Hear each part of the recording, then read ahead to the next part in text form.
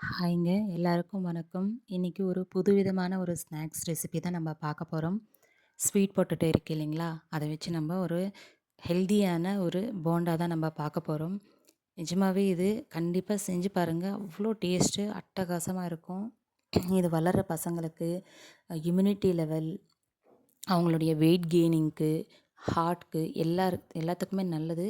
எல்லாருக்கும் டைஜஷனும் ரொம்ப நல்லா இருக்கும். ஸோ எல்லாருமே சாப்பிடலாம். ட்ரை பண்ணி பாருங்க. நான் அந்த ஒரு ஒரு ஸ்வீட் பொட்டேட்டோ இருக்கு இல்லைங்களா? அந்த அளவுக்கு எடுத்துக்கிட்டேன். ஸோ நான் நல்லா வாஷ் பண்ணிட்டேங்க. ஸோ தோலோடவே நான் சீவி வச்சுக்கிட்டேன். கடலை மாவு வந்துட்டு நான் 2 கப் அளவு எடுத்துக்கிட்டேன். நம்ம எத்தனை பேர் இருக்கோமோ அதுக்கு தகுந்த மாரி எடுத்துக்கோங்க. தோலோட நல்லா சீவிட்டேன் இல்லைங்களா? அத சேர்த்துக்கிட்டேன் கடலை மாவோட. நெக்ஸ்ட்டு வந்துட்டு நான் வேறு எந்த மாவும் சேர்த்துக்கலங்க. அவ்வளோ நல்லா வருது. கிறிஸ்பியாவே வருது. ட்ரை பண்ணி பாருங்க. ஏன்னா அந்த ஸ்வீட் பொட்டேட்டோ ஃப்ரை ஆகும் இல்லைங்களா? கொஞ்சம் கிறிஸ்பியாவே வரும். நெக்ஸ்ட்டு வந்துட்டு வெங்காயம், கொத்தமல்லி, கருவேப்பிலை, பச்சை மிளகா சேர்த்துக்கிட்டேன். நமக்கு காரத்துக்கு தகுந்த மாரி சால்ட்டு சேர்த்துக்கிட்டேன். டேஸ்ட்டுக்கு தகுந்த மாரி சால்ட்டு சேர்த்துக்கோங்க. நெக்ஸ்ட்டு எள்ளு சேர்த்துக்கிட்டேன். ஓமம், அதுக்கப்புறமா வந்துட்டு சீரகம் அதுவும் சேர்த்துக்கிட்டேன். நெக்ஸ்ட்டு வந்து தனியா இருக்கு இல்லைங்களா? தனியா தூள் சேர்க்கல. இத வந்துட்டு நல்லா க்ரஷ் பண்ணி விட்டு நம்ம சேர்த்துக்கிட்டோம்னா அந்த ஃப்ளேவர் அந்த அளவுக்கு டேஸ்ட்டு அட்டகாசமா இருக்கும். நெக்ஸ்ட்டு கொஞ்சோண்டு இட்லி சோடா.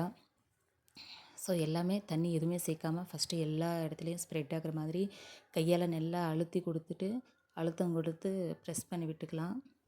கலந்து விட்டுக்கலாம். பாருங்கள் இந்த அளவுக்கு நல்லா அடியிலிருந்து கலந்து விட்டுக்கலாம். கட்டிகள் எதுவும் இல்லாம. உங்களுக்கு வேணும்னா ஒரு 2 ஸ்பூன் வந்துட்டு அரிசி மாவு கூட சேர்த்துக்கலாம். பாருங்கள் தண்ணி சேர்த்துட்டு மறுபடியும் கலந்து விட்டுக்கலாம்.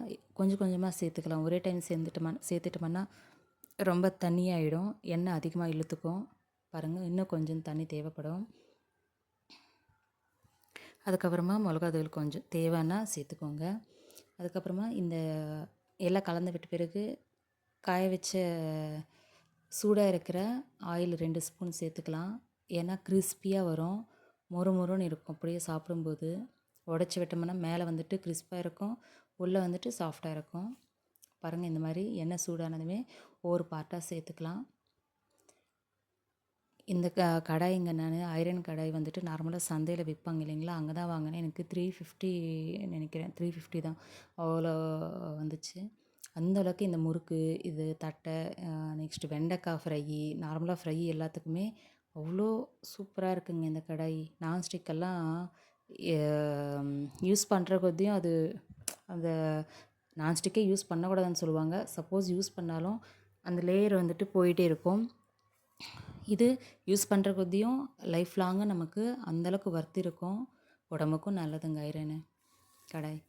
பாருங்கள் பொன்னிறமானதுமே அப்பப்போ வந்துட்டு நம்ம கலந்து விட்டுக்கிட்டே இருக்கலாம். ஒரு ஒரு ஒன் சைடு வந்துட்டு ஒரு 1 மினிட் ஃப்ரை ஆனதுமே மறுபடியும் திருப்பி விட்டுக்கலாம். மறுபடியும் ஒரு 1 மினிட் அந்த மாதிரி திருப்பி விட்டதுமே எடுத்துக்கலாம். நெக்ஸ்ட்டு கையில் எனக்கு சுத்தமாக சமைக்கவே வராது. எனக்கு எண்ணெய் மேலே படும் பயமாக இருந்தால் இந்த மாதிரி ஸ்பூன்லேயே எடுத்து கூட நம்ம செஞ்சுக்கலாம் பாருங்கள். நான் அதனால தான் சும்மா செஞ்சு காட்டினேன். பாருங்கள் கரெக்டாக அந்த அடி இந்த லாஸ்ட் பார்ட்டில் அப்படியே எடுத்தோம்னா அப்படியே ஈஸியாக விழுந்துடும். பாருங்கள் எல்லாமே நான் அதே மாதிரி தான் போட்டிருக்கேன். செகண்ட் டைம் போடுறது. இதில் நம்ம கேரட்டு எல்லாமே கூட சேர்த்துக்கலாங்க. நான் சேர்த்துக்கல. வெறும் ஸ்வீட் பொட்டேட்டோ மட்டும்தான் சேர்த்துக்கிட்டேன். ஆனியனு கை பாருங்கள் எதுவுமே ஆகலை மாவு. வேணும்னா இப்படி கூட சேர்த்துக்கலாம். கையிலேயே மேக்ஸிமம் எல்லோரும் செஞ்சுருவாங்க.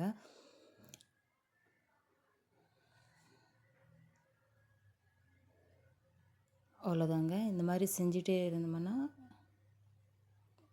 பாருங்கள் கலர் மாறினதுமே நமக்கு தெரியும் இல்லைங்களா? அந்த கலர் சேஞ்ச் ஆனதுமே வெந்துட்டு இருக்கும். ரொம்ப ஹை ஃப்ளேமும் வேணாம், லோ ஃப்ளேமும் வேணாங்க. மீடியம் ஃப்ளேம் வச்சுக்கிட்டோம்னா தான் உள்ளே வந்துட்டு வேகும். இல்லைன்னா ஹை ஃப்ளேம் வச்சுட்டோம்னா ரொம்ப மேலே வந்துட்டு கலர் வந்துடும். உள்ளே வேகாது. லோ ஃப்ளேம் வச்சுட்டாலும் எண்ணெய் ரொம்ப இழுத்துடும். ஸோ மீடியம் ஃப்ளேமாக பார்த்துக்கிட்டு நம்ம வச்சுக்கலாம். இன்னொன்று நம்ம போண்டா போடும்போது சிம்மில் வச்சுட்டோம்னா பெட்டராக இருக்கும். ஏன்னா வந்துட்டு பாதி வெந்துடும், பாதி அப்படியே இருக்கும். மொத்தமாக எல்லாம் சேர்த்துட்ட பிறகு மீடியம் ஃப்ளேம் வச்சுக்கலாம். பாருங்கள், நான் ஃபஸ்ட்டு பார்ட்டு செஞ்சது பாதி காலியாகிடுச்சு. செய்யும்போதே அந்தளவுக்கு டேஸ்ட்டு நல்லா இருந்துச்சு. பாருங்கள், நம்மளுடைய போண்டா ரெடி. அவ்வளோ அட்டகாசமாக டேஸ்ட்டும் சரி, அந்த கிறிஸ்பியாகவும் அட்டகாசமாக இருக்குங்க. பாருங்கள், அப்படியே உள்ள மெத்துன்னு இருக்குது, மேலே வந்துட்டு கிறிஸ்பாக இருக்குது. கண்டிப்பாக ட்ரை பண்ணி பாருங்கள். என்னோடய சேனல் பிடிச்சிருந்தா லைக் பண்ணுங்கள், சப்ஸ்கிரைப் பண்ணுங்கள். இது லெமன் ஜூஸுங்க. ஷேர் பண்ணுங்கள், கமெண்ட் பண்ணுங்கள். தேங்க்ஸ் ஃபார் வாட்சிங். சப்போர்ட் பண்ணுங்கள்.